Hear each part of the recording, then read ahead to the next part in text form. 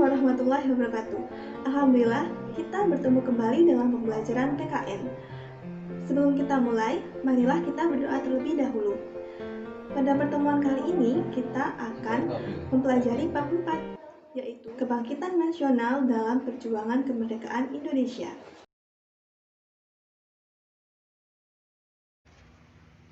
Munculnya kebangkitan nasional di Indonesia didorong oleh pendirian berbagai sekolah untuk pribumi oleh Belanda dengan tujuan memenuhi kebutuhan tenaga kerja pribumi yang semakin meningkat. Sistem pendidikan yang diberlakukan oleh Belanda ada dua jenis, yaitu pendidikan umum dan pendidikan kejuruan.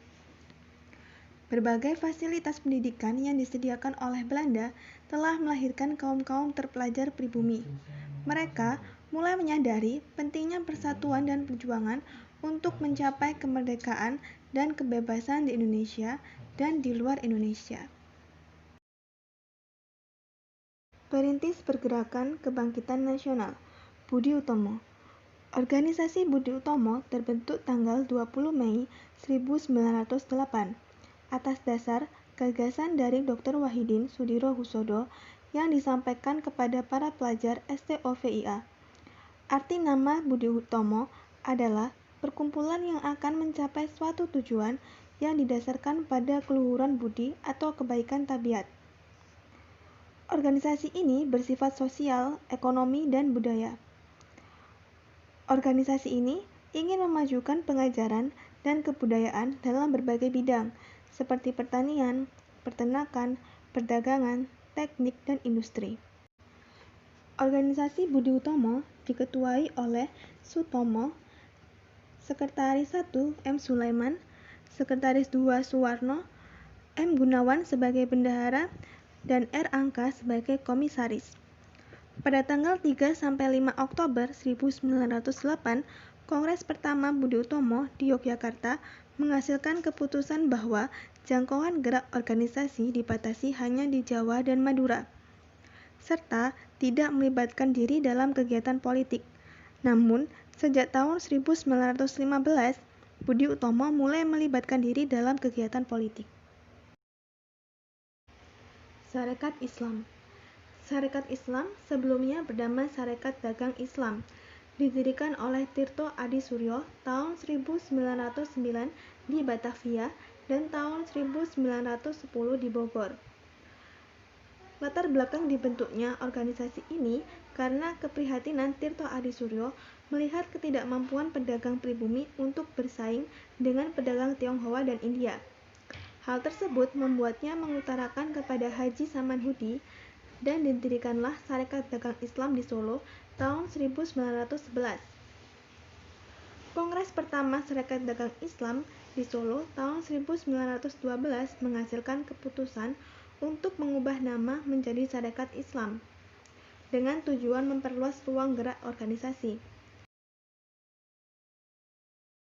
Selanjutnya, Kongres pertama Sarekat Islam di Surabaya tahun 1913 menghasilkan keputusan mengangkat Haji Umar Said Cokro Aminoto sebagai ketua. Sarekat Islam mengalami perkembangan yang pesat dengan didorong oleh beberapa faktor, yaitu tumbuhnya kesadaran akan sebuah bangsa, terdapatnya sifat kerakyatan dan dasar agama Islam, meningkatnya kemampuan perdagangan Islam untuk bersaing dengan pedagang Tiongkok, dan keterlibatan serta campur tangan para ulama dalam segala kegiatan Sarekat Islam. Indispartage.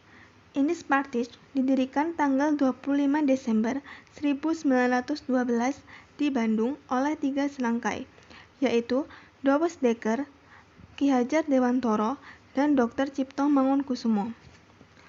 Tujuan dari Indispartage adalah meningkatkan jiwa nasionalisme untuk memajukan tanah air, berlandaskan jiwa nasional, dan mempersiapkan kehidupan rakyat yang bebas merdeka. Indispartage pun secara terbuka mengkritik pemerintah Belanda dan menuntut kemerdekaan Indonesia. Oleh karena itu, Indispartage berkomitmen menyatukan semua golongan di Indonesia. Pergerakan dari Indonesia ini membuat Belanda berencana menangkap 3 serangkai. Terlebih setelah Ki Hajar Dewantoro mengkritik ketidakadilan Belanda melalui tulisannya di surat kabar The Express yang berjudul "Seandainya Saya Seorang Belanda".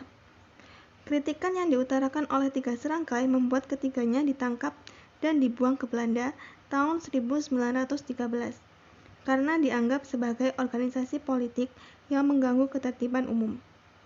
Pada akhirnya, Indispartij dinyatakan sebagai partai terlarang sejak tanggal 4 Maret 1913. Kebangkitan Nasional. Kesadaran untuk memperjuangkan kemerdekaan Indonesia mulai muncul sejak kebangkitan nasional pada abad ke-20. Hal tersebut ditandai dengan lahirnya berbagai organisasi dan pergerakan yang dilanjutkan dengan peristiwa Sumpah Pemuda tahun 1928, serta puncaknya adalah kemerdekaan bangsa Indonesia tanggal 17 Agustus 1945. Oleh sebab itu, kebangkitan nasional dianggap sebagai salah satu tonggak sejarah bangsa Indonesia. Kebangkitan nasional berarti bangkit dari keterpurukan dengan menyongsong masa depan.